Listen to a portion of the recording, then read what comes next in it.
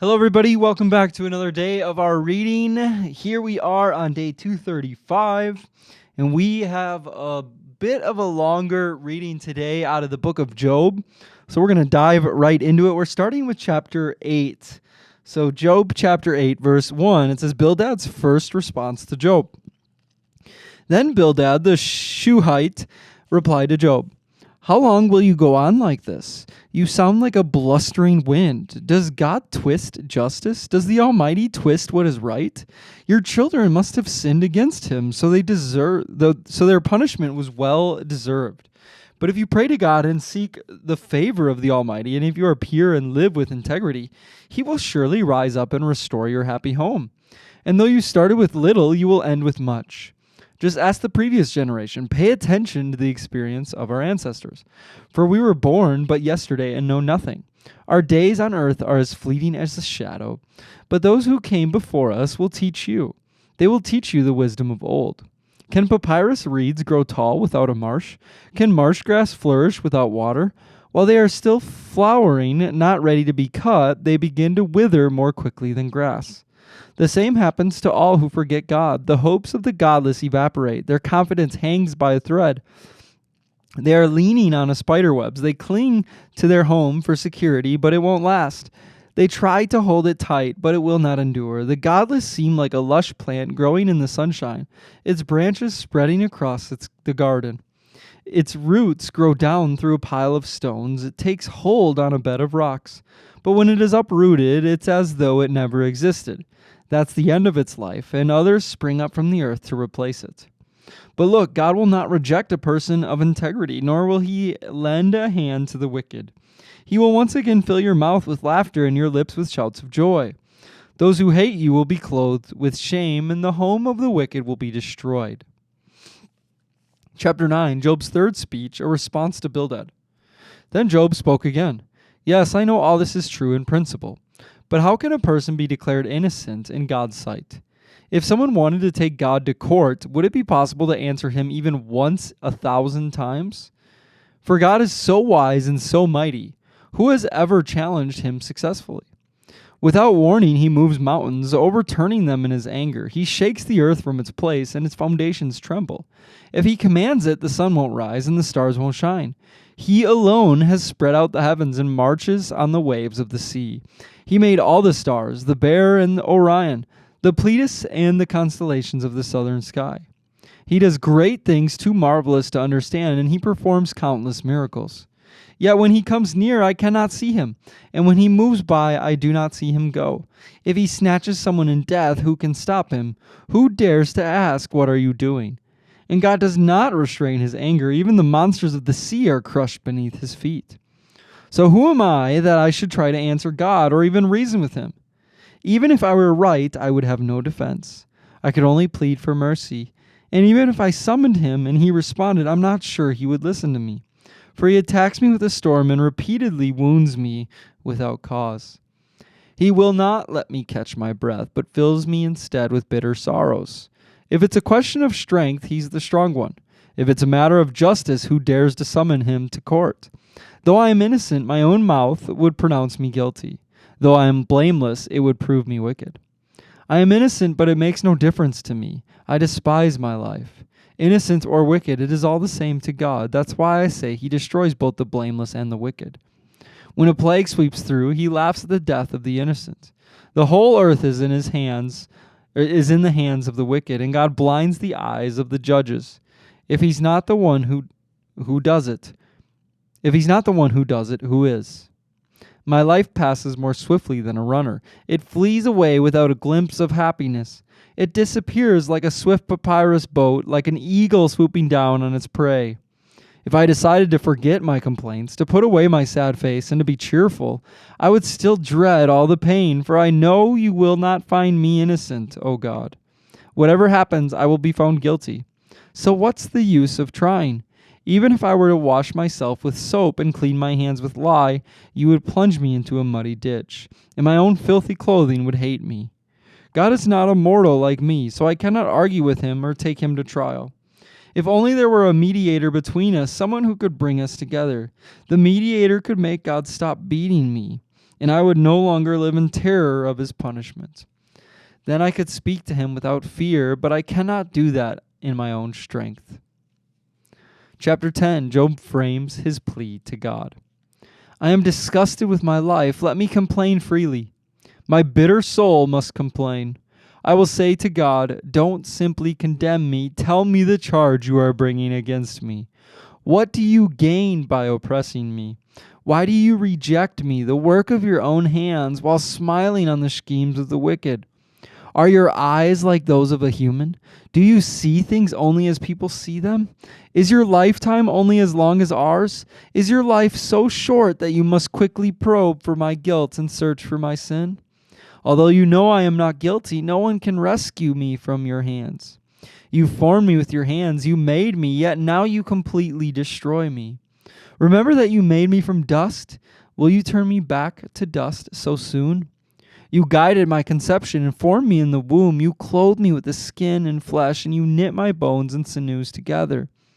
You gave me life and showed me your unfailing love, and my life was preserved by your care. Yet your real motive, your true intent, was to watch me, and if I sinned, you would not forgive my guilt. If I am guilty, too bad for me. And even if I'm innocent, I can't hold my head high, because I am filled with shame and misery. And if I hold my head high, you hunt me like a lion and display your awesome power against me. Again and again you witness against me. You pour out your growing anger on me and bring fresh armies against me. Why then did you deliver me from my mother's womb? Why didn't you let me die at birth?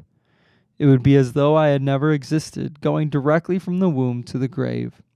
I have only a few days left, so leave me alone, that I may have a moment of comfort before I leave, never to return for the land of darkness and utter gloom. It is a land as dark as midnight, a land of gloom and confusion, where even the light is dark as midnight. Zophar's first response to Job, chapter 11. Then Zophar the Naamathite replied to Job, shouldn't someone answer this torrent of words? Is a person proved innocent just by a lot of talking? Should I remain silent while you babble on? When you mock God, shouldn't someone make you ashamed? You claim my beliefs are pure, and I am clean in the sight of God. If only God would speak, if only he would tell you what he thinks, if only he would tell you the secrets of wisdom, for true wisdom is not a simple matter. Listen, God is doubtless punishing you far less than you deserve. Can you solve the mysteries of God? Can you discover everything about the Almighty? Such knowledge is higher than the heavens. And who are you? It is deeper than the underworld. What do you know? It is broader than the earth and wider than the sea. If God comes and puts a person in prison or calls the courts to order, who can stop him? For he knows those who are false, and he takes note of all of their sins. An empty-headed person won't become wise any more than a wild donkey can bear a human child. If only you would prepare your heart and lift up your hands to him in prayer. Get rid of your sins and leave all iniquity behind you. Then your face will brighten with innocence. You will be strong and free of fear. You will forget your misery, and it will be like water flowing away. Your life will be brighter than the noonday. Even darkness will be as bright as morning. Having hope will give you courage. You will be protected and will rest in safety. You will lie down unafraid, and many will look to you for help. But the wicked will be blinded, and they will have no escape. Their only hope is death. All right, we'll pause there at chapter 12, and we'll pick up chapter 12 tomorrow in the story of Job's misery as he's in the midst of his pain. Let me just ask you right now in this moment, what would you say to Job? Now, I don't know. I personally haven't. I mean, I have had some conversations with people who are really hurting and really broken and have had a lot of bad stuff happen to them, but I've never had a conversation with somebody who's had as much bad things happen as Job did. You know, I think of, I won't remember his name, but the man who wrote the hymn, It Is Well, It Is Well With My Soul. And he wrote that after his wife and his daughters died as they were trying to cross the sea. And he wrote that in that moment. And, even that, I couldn't imagine sitting down with him and trying to comfort his soul. What do you think that you would say to Job as you hear all of his complaints and all of his suffering? I don't know. I don't know what I would say. All right, so then we go to 1 Corinthians. We're in 1 Corinthians chapter 15 today. So 15, we're reading verses 1 through 28. The resurrection of Christ. It says, "Let me now remind you, dear brothers and sisters, of the good news that I preached to you before. You welcomed it then, and you still stand firm in it. It is this good news that saves you if you continue to believe the message I told you. Unless, of course, you believe something else. You believe something that was never true in the first place. I passed on to you what was most important, and what had also been passed on to me. Christ died for our sins, just as the Scriptures said. He was buried, and he was raised from the dead on the third day, just as the Scriptures said. He was seen by Peter and then by the 12, and after that he was seen by more than 500 of his followers at one time, most of whom are still alive, though some have died. Then he was seen by James, and later by all the apostles. Last of all, as though I had been born at the wrong time, I also saw him. For I am the least of all the apostles. In fact, I am not even worthy to be called an apostle after the way that I persecuted God's church. But whatever I am now, it is all because God poured out his special favor on me, and not without results. For I have worked harder than any of the other apostles, yet it was not I, but God who was working through me by his grace. So it makes no difference to me whether I preach or they preach, for we all preach the same message you have already believed, the resurrection of the dead. But tell me this, since we preach that Christ rose from the dead, why are some of you saying there will be no resurrection of the dead? For if there was no resurrection of the dead, then Christ has not been raised either. And if Christ has not been raised, then all our preaching is useless, and your faith is useless. And if we apostles would be lying about God, for we have said that God raised Christ from the grave. But that can't be true if there's no resurrection of the dead. And if there's no resurrection of the dead, then Christ has not been raised. And if Christ has not been raised, then your faith is useless, and you are still guilty of all of your sins. In that case, all who have died believing in Christ are lost. And if our hope in Christ is only for this life, we are more to be pitied than anyone in the world. But in fact, Christ has been raised from the dead. He is the first of the great harvest of all who have died. So you see, just as death came into the world through a man, now the resurrection from the dead has begun through another man. Just as everyone dies because we all belong to Adam, everyone who belongs to Christ will be given new life. But there is an order to this resurrection. Christ was raised as the first of the harvest. Then all who belong to Christ will be raised when he comes back. After that, the end will come, and when he will turn the kingdom over to God the Father, having destroyed every ruler and authority and power, for Christ must reign until he humbles all his enemies beneath his feet. And the last enemy to be destroyed is death. For the scriptures say, God has put all things under his authority. Of course, when it says all things under his authority, that does not include God himself, who gave Christ his authority. Then, when all things are under his authority, the Son will put himself under God's authority, so that God, who gave his Son authority over all things, will be utterly supreme over everything and everywhere. All right. One of my favorite Bible verses or passages is 1 Corinthians chapter 15, especially in the beginning, and verse 10 and 11 really get to me. It says, "But whatever I am now, it is all because God poured out his special favor on me, and not without results." But then listen to this.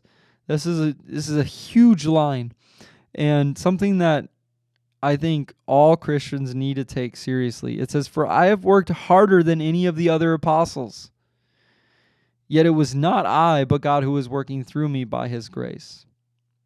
So Paul says in verse 9, he says, "I am the least of all the apostles." And he's not even worthy to be called an apostle because of what he's done against the church and the persecution that he's done at his own hands. But then he says, I've worked harder than anybody else to try and to share the love of Jesus with everybody in the world. And this is a big thing. Paul, Paul is self-proclaimed the least of the apostles, but he is by far the most famous apostle with the most authority when it comes to scripture. And it wasn't because he was the most gifted, and it wasn't because he had this special place or he lived a perfect life or anything like that. No, it came from his drive.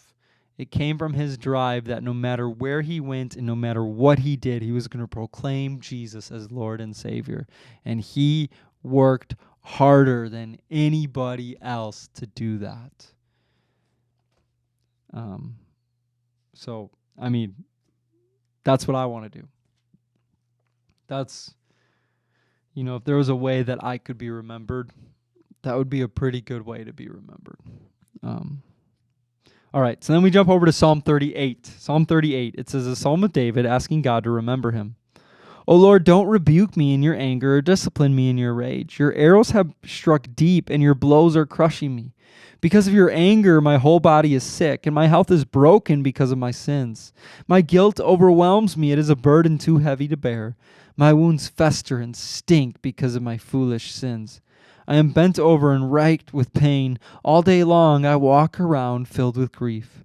A raging fever burns within me, and my health is broken. I am exhausted and completely crushed, and my groans come from an anguished heart. You know what I long for, Lord. You hear my every sigh, and my heart beats wildly. My strength fails, and I am going blind. My loved ones and friends stay away, fearing my disease. Even my own family stands at a distance. Meanwhile, my enemies lay traps to kill me. Those who wish me harm make plans to ruin me, and all day long they plan their treachery. But I am deaf to all their threats. I am silent before them as one who cannot speak. I choose to hear nothing, and I make no reply, for I am waiting for you, O Lord. You must answer for me, O Lord my God. I pray, don't let my enemies gloat over me or rejoice at my downfall. I am on the verge of collapse, facing constant pain, but I confess my sins. I am deeply sorry for what I have done. I have many aggressive enemies that hate me for no reason. They repay me evil for good and oppose me for pursuing good. Do not abandon me, O Lord. Do not stand at a distance, my God. Come quickly to help me, O Lord, my Savior. And then we finish up our scripture reading today with Proverbs 21, verses 28 and 29. It says, a false witness will be cut off, but a credible witness will be allowed to speak. The wicked bluff their way through, but the virtuous think before they act. And then we'll close here with our quote of the day for August 23rd from Oswald Chambers. It says, prayer, battle in the secret place. When we truly live in the secret place, it becomes impossible for us to doubt God. We become more sure of Him than of anyone or anything else. If you will swing the door of your life fully open and pray to your Father who is in the secret place, every public thing in your life will be marked with the lasting imprint of the presence of God. Matthew 6:6 says, when you pray, go into your room, and when you have shut your door, pray to your Father who is in the secret place. And your Father who sees in secret will reward you openly. All right, everybody, that's it for our reading today. Lord, we thank you for another day, and Lord, we thank you for your word. And we thank you, Lord, that you are there for us to go to in prayer and that you hear us. Jesus, we love you, and it's in your name we pray. Amen. Amen, everybody. I hope you have a wonderful day, and we will see you again tomorrow. Bye, guys.